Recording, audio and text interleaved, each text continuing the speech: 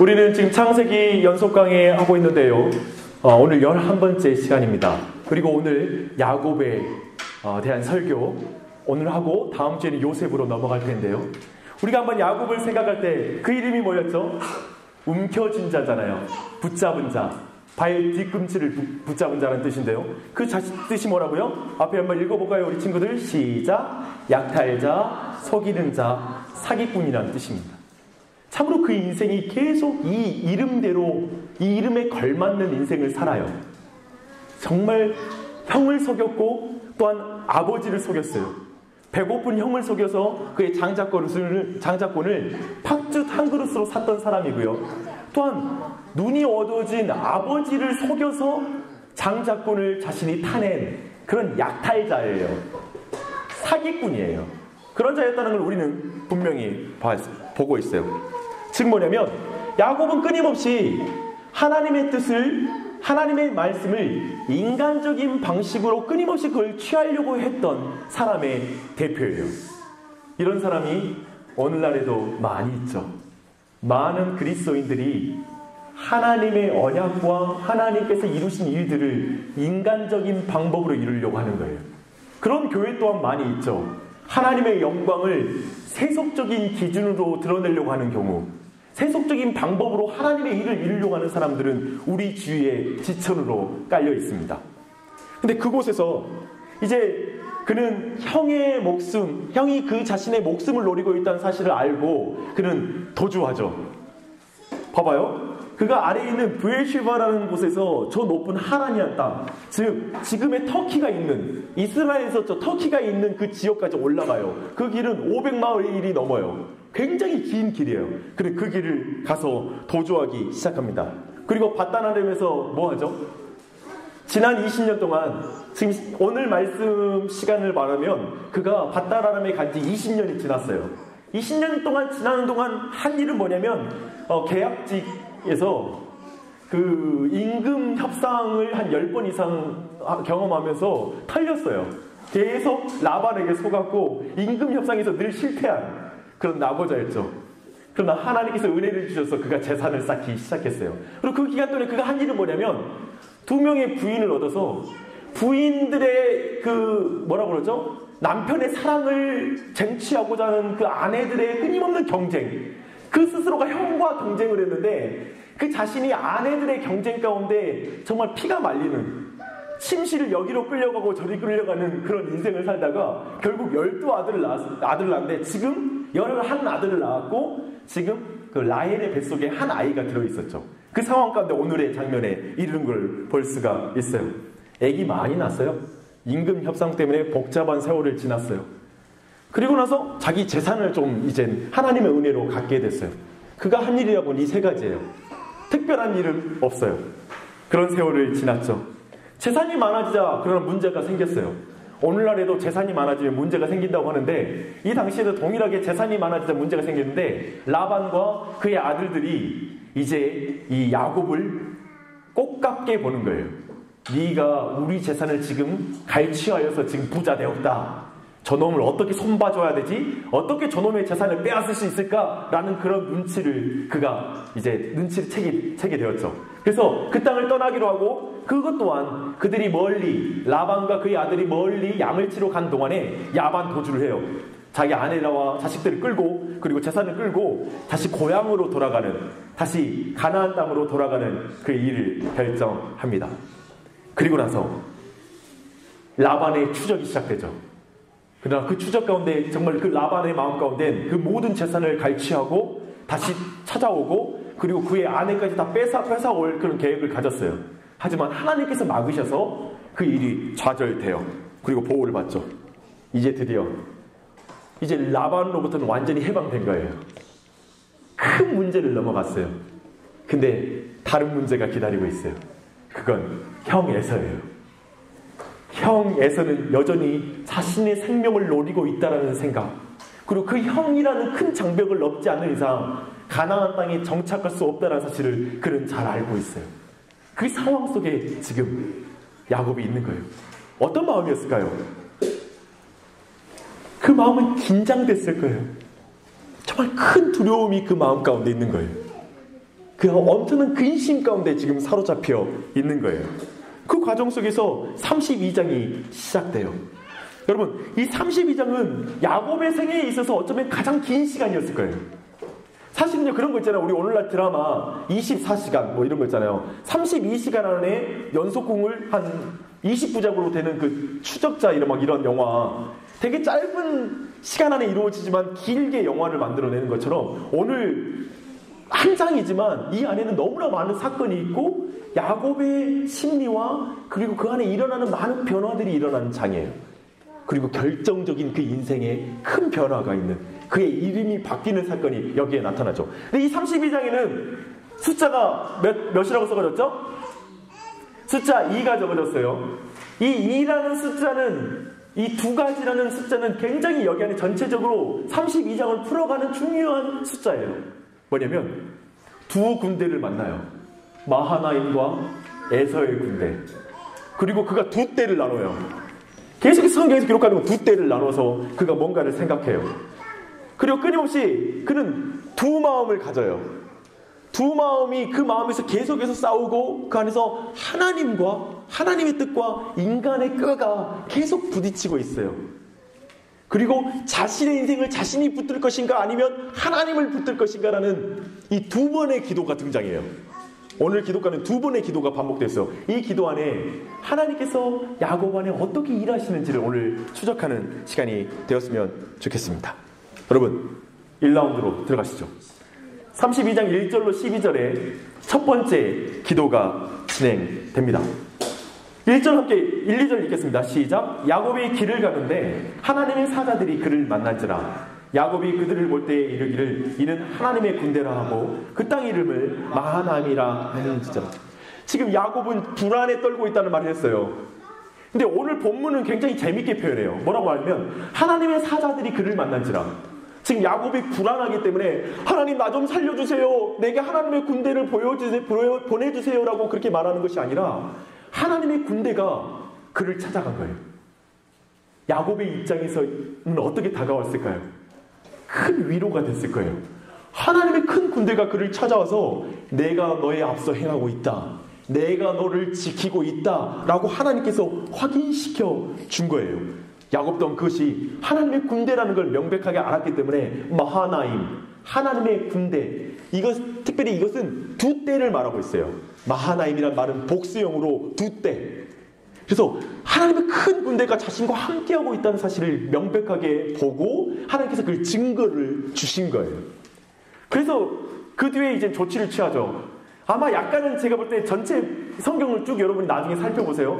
이제 종들을 보내면서 형님 제가 큰 재산을 이뤘습니다. 아내와 자식들도 이뤘습니다. 은혜 좀 베풀어 주세요.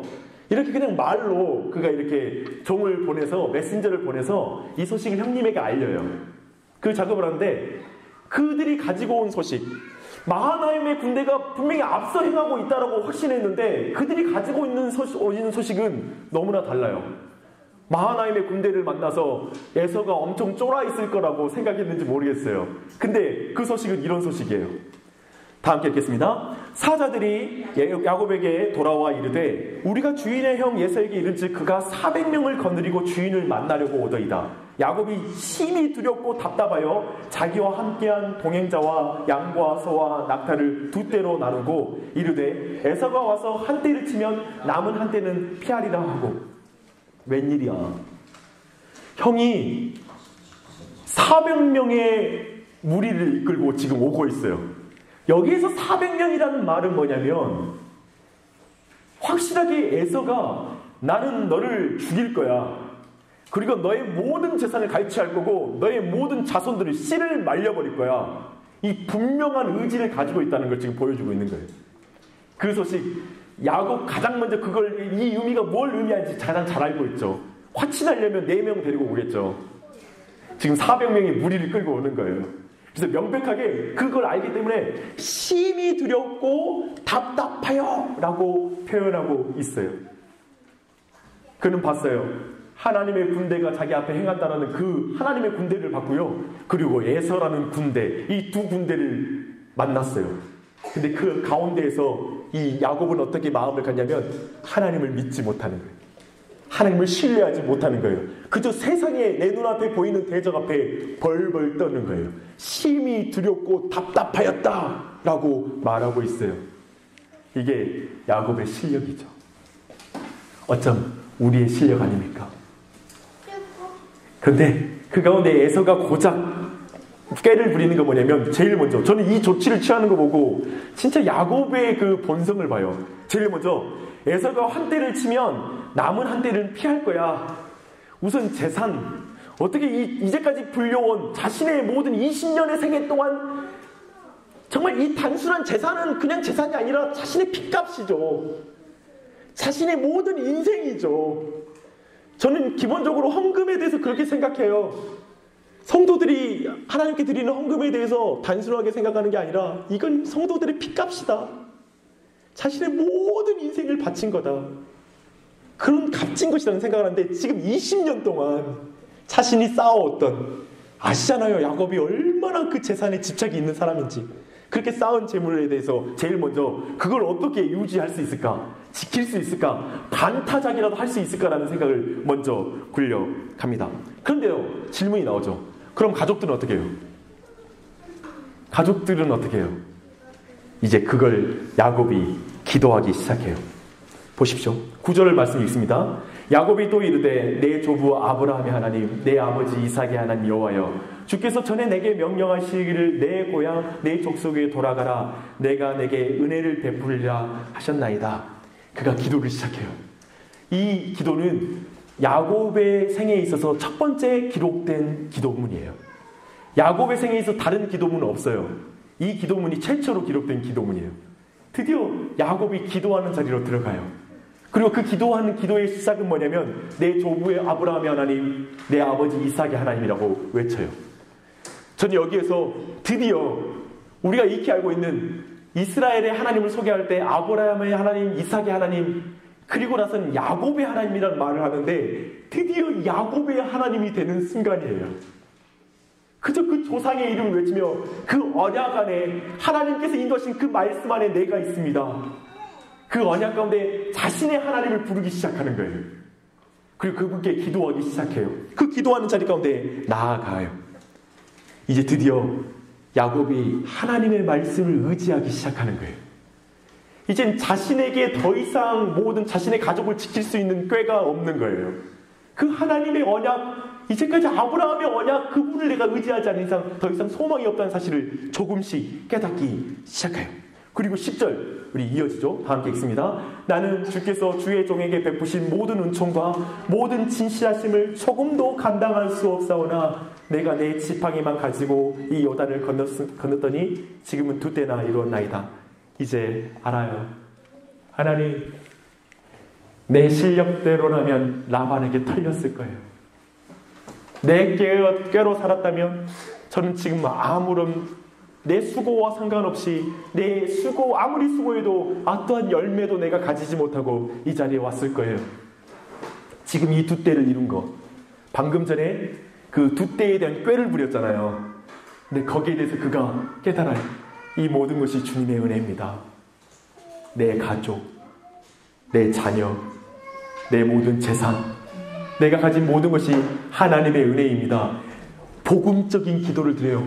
나는 사실 내 실력대로라면 빈털터리가 되어야 마땅한데 지금 내게 베푸신 은총과 모든 진실함은 조금도 감당할 수 없는 은혜입니다. 라는 기도를 그가 드리고 있어요. 얼마나 놀랍습니까? 그리고 나서 그의 기도는 계속됩니다. 그 안에 영적인 변화가 지금 시작되고 있는 것이죠. 지금 야곱 안에 그런 변화가 시작됐습니다.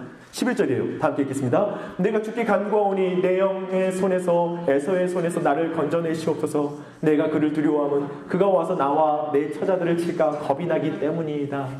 이제 드디어 자신의 가족들을 지켜달라는 기도를 드리기 시작해요. 하나님, 내가 너무 두려워요. 나 너무 겁이 나요. 하나님 도와주세요. 나 살려주세요. 우리 가족 이대로 끝날까봐 너무 겁이 나요. 라고 말하면서 12절이 놀라운 기도예요. 다 함께 읽겠습니다. 주께서 말씀하시기를 내가 반드시 내게 은혜를 베풀어 내 씨로 바다에 셀 수 없는 모래와 같이 많게 하리라 하셨나이다. 하나님 약속하셨잖아요. 내 자손을 바다 모래와 같이 많게 하겠다는 그 아브라함의 언약을 내 자신에게도 약속하셨고, 그것이 지금 죽어버리면 그 언약이 깨지는 거잖아요. 하나님, 내 실력대로 하면 죽어 마땅한데 이 하나님의 언약이 지켜지기를 원해요. 하나님, 이걸 지켜주세요 라고 그가 기도하기 시작해요. 놀라운 것이죠. 이제 야곱이 자신의 꾀가 아니라 하나님의 약속을 붙잡기 시작한 거예요. 그리고 나서 2라운드가 시작됩니다. 32장 13절로 32절인데요. 두 번째 기도 부분입니다. 여기서 우리가 시작될 때 볼 수 있는 거 뭐냐면 13절에 시작하자마자 엄청난 선물을 보내요. 그 선물을 보내는 동물의 숫자가 550마리예요. 뭐 낙타, 그다음에 나귀, 그다음에 염소, 양, 이런 도합해서 550마리인데, 여러분, 이 550마리라는 숫자는 어마어마한 재물이라고 생각하시면 돼요. 무슨 형에게 지금 선물 보내는 게 이렇게 과하다, 지나치다 싶을 정도의 문제고, 사실 그가 이제까지 아까 두 떼를 나누어서 하나 치면 하나는 살릴 수 있겠지라고 생각하면서 자신의 재물을 소중히 여겼던 그것이 방금 기도하는 기도 안에서 뭔가 변화가 있었다는 걸 우리가 느낄 수 있을 정도로 지금 과한 선물을 보내기 시작해요. 550마리를 종들에게 떼로 나눠가지고 여러 번 계속해서 거리를 두고 막 보내요.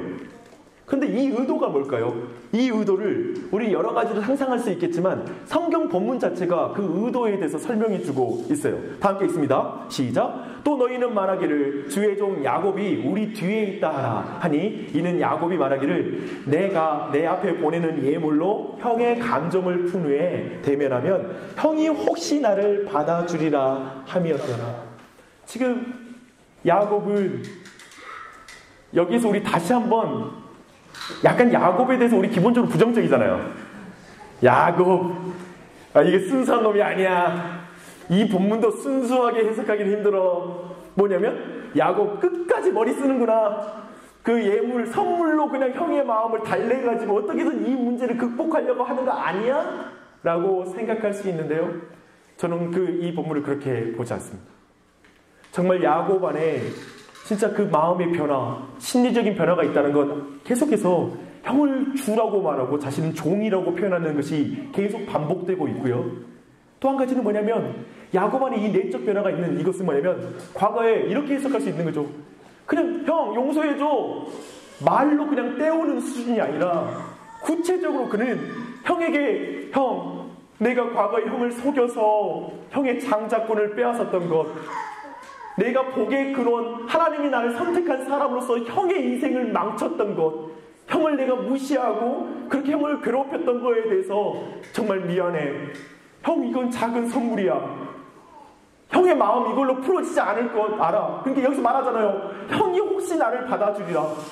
즉 자신의 선물로 그의 마음이 풀어질 수 있는 성격이 아니라는 걸 알고 있는 거예요.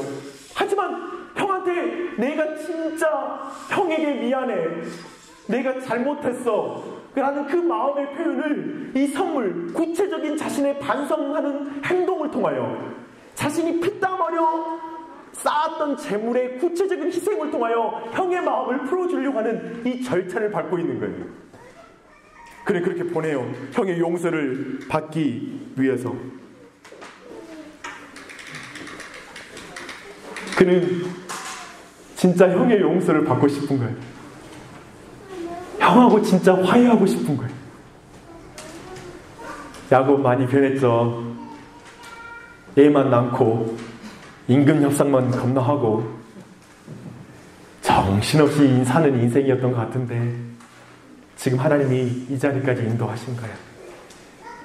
그리고 나서 야곱은 자신의 가족과 소유를 다 야복강 건너로 보내고 나서 드디어 24절부터 그가 홀로 야복강에 남아있다는 그 장면, 그리고 그 이후에 이어진 것이 오늘 본문의 말씀이었습니다. 여러분,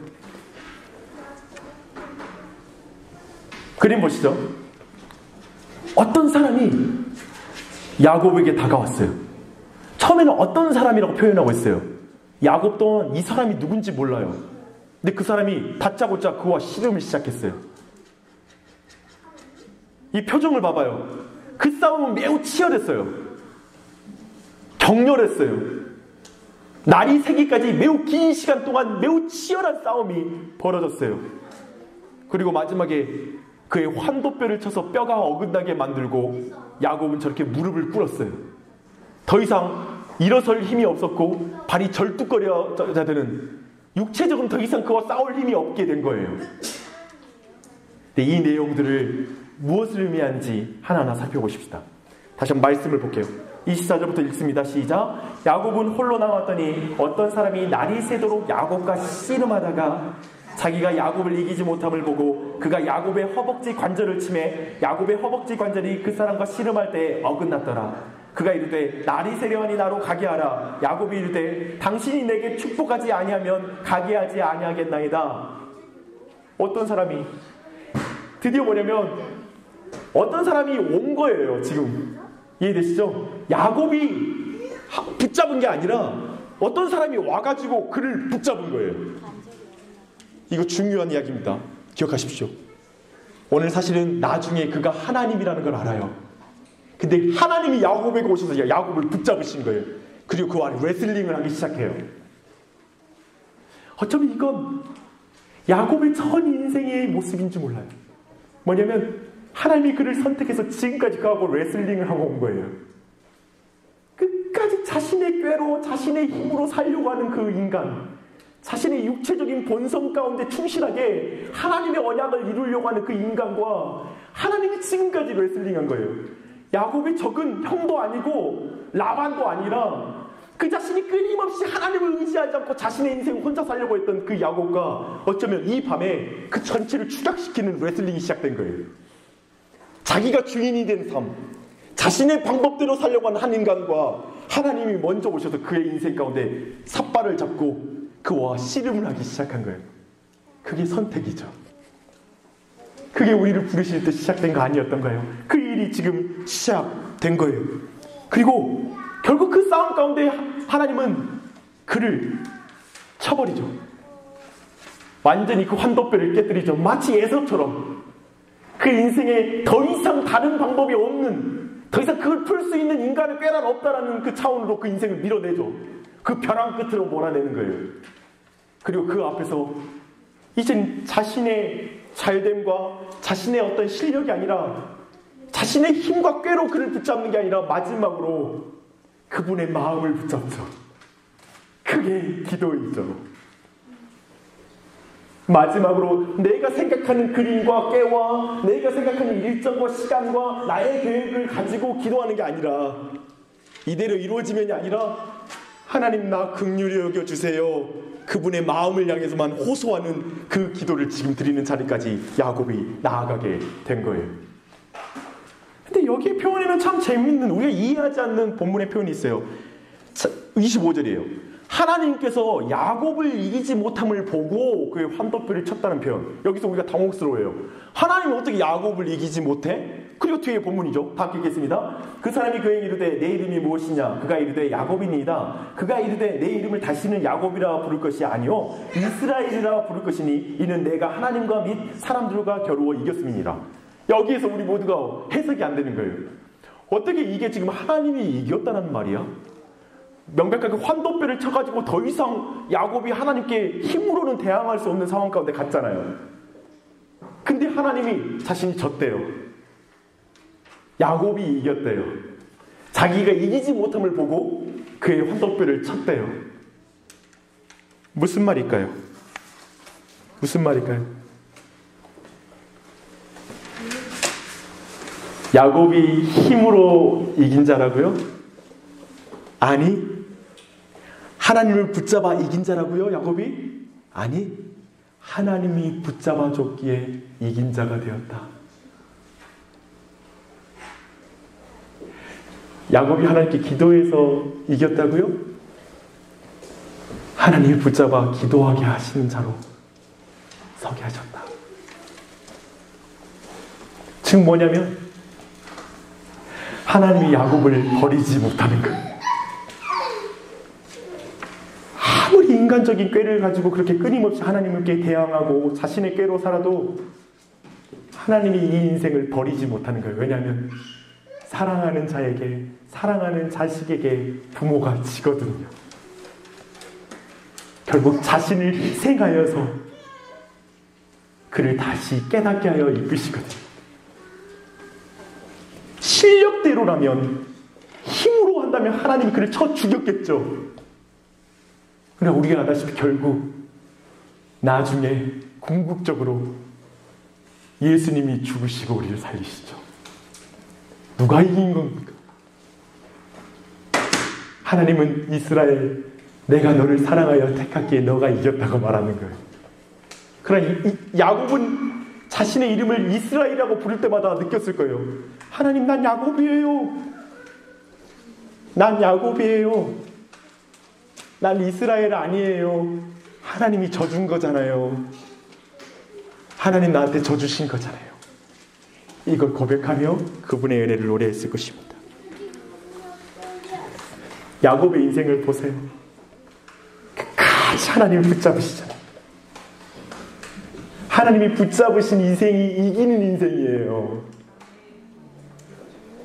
여러분이 하나님을 붙잡는 게 아니라 그분이 먼저 날 붙잡아줬기 때문에 그분을 붙잡을 수 있었던 거예요. 그리고 여기까지 와 있는 거예요. 사랑하는 여러분, 여기서 한 가지 질문 드리겠습니다. 그리고 이 질문의 답과 함께 이 말씀이 마무리하겠습니다.